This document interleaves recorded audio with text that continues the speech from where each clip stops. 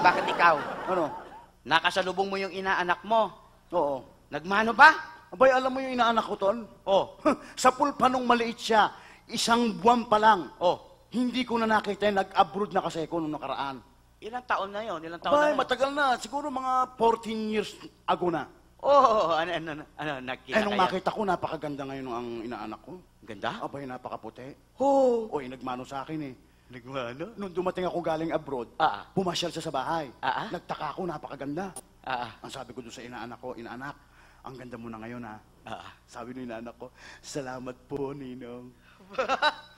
Okay napansin ko ang puti-puti niya. Siyempre, sabi ko sa inaanak ko, pinansin ko. Sabi ko, inaanak, ang puti-puti mo na ngayon ha. Nahiya uli yung inaanak ko. Ano sabi? Sabi niya, salamat po, Ninong. Nakita ko yung katawan niya, inaanak, tumayo ka nga. Nakita ko yung katawan niya, ang ganda-ganda, Tol. Pinansin ko na naman yun. Sabi ko, inaanak, ang ganda-ganda ng katawan mo ngayon ha. Oo. Sabi nung inaanak ko, salamat po, Ninong. Papa, bait ano? Napababa ako ng tingin. Oo. Napakalaki nung boobs niya eh. Ito? Oo. Ang sabi ko, inaanak, ang laki-laki ng boobs mo ngayon. Ano sabi? Gumanon yung inaanak ko, nahiya. Salamas po, Ninong. Nakasalamas pa rin eh! May talagang gano'n, napansin ko malaki.